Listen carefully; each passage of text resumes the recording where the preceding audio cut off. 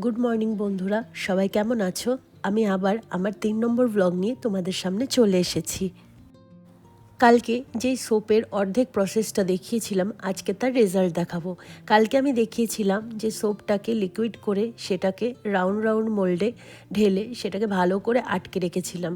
এবার সেটা হার্ড হওয়া পর্যন্ত আমি ছেড়ে দিয়েছিলাম।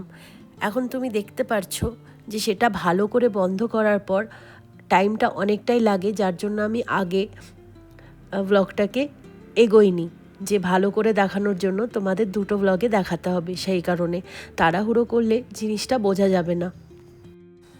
প্রায় 6-7 ঘন্টা পরে মোলটা আমি খুলবো, কারণ ভেতরের সোপটা ভালো মতো বসে গেছে, মানে হার্ড হয়ে গেছে।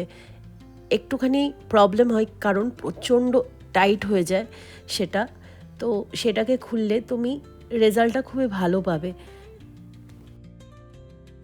আমি যেভাবে রেজাল্টটা চেয়েছিলাম ঠিক সেরকমই রেজাল্টটা এসছে, তার জন্য আমি খুব খুশি।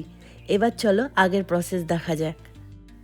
এটা হচ্ছে মোল্ডের আপার পার্টটা, যেখানে এক্সট্রা সাবানগুলো জমা হয়েছে সেগুলোকে আমি খুলে খুলে নিয়ে আমি আবার সেই সাবানে ইউজ করতে পারবো। এবার চলো মোল্ডের থেকে রাউন্ড সাবানগুলো খোলা যাক। এটা এতটাই টাইট হয় যে কখনো কখনো সময় সাবানের থেকে সুতোগুলো খুলে চলে আসে, তাই আমার সাজেশন অনুযায়ী তোমরা কাজ করলে অবশ্যই ভালো রেজাল্ট পাবে।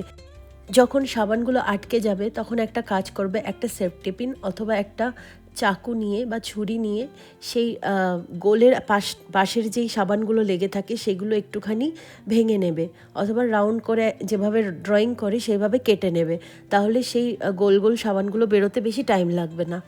দেখো কি সুন্দর সাবানগুলো বেরিয়ে আসছে।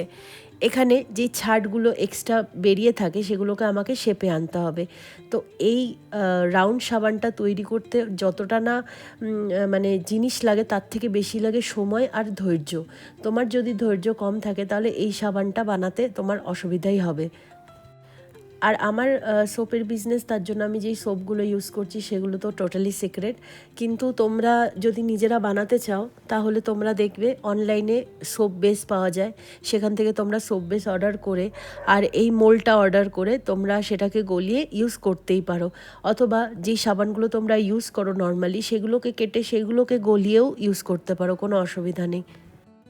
এইবার সাবানটাকে আঙুরের শেপ দেওয়ার জন্য একটা একটা করে আমি যেভাবে দড়ি দিয়ে বাঁধছি সেভাবে বেঁধে নেবে, তাহলে দেখবে খুব সুন্দর একটা আঙুরের শেপে সাবানগুলো তৈরি হয়ে যাচ্ছে, যেন মনে হয় একটা আঙুরের থোকা। আমি যেভাবে একটার পর একটা সুতোগুলো বাঁধছি সেভাবেই বাঁধতে হবে, তাহলে জিনিসটার রেজাল্ট এত সুন্দর আসবে, লোকে দেখে ভাবতেই পারবে না যে এটা কোনো সাবান হতে পারে। সবাই ভাববে যে এটা সত্যিকারের আঙুর অথবা শোপিস। তো যারা যারা আমার কাছ থেকে এই জিনিসটা কিনেছে অথবা আমাদের বাড়িতে এসে সাবানগুলো দেখেছে, প্রথমে এক নজরে তো দেখে বুঝতেই পারেনি যে এটা কোনো সাবান হতে পারে, আর তারপরে যখন তাদেরকে আমি বলি তারা খুশি খুশি আমার কাছ থেকে এই সাবানগুলো নিয়েছে।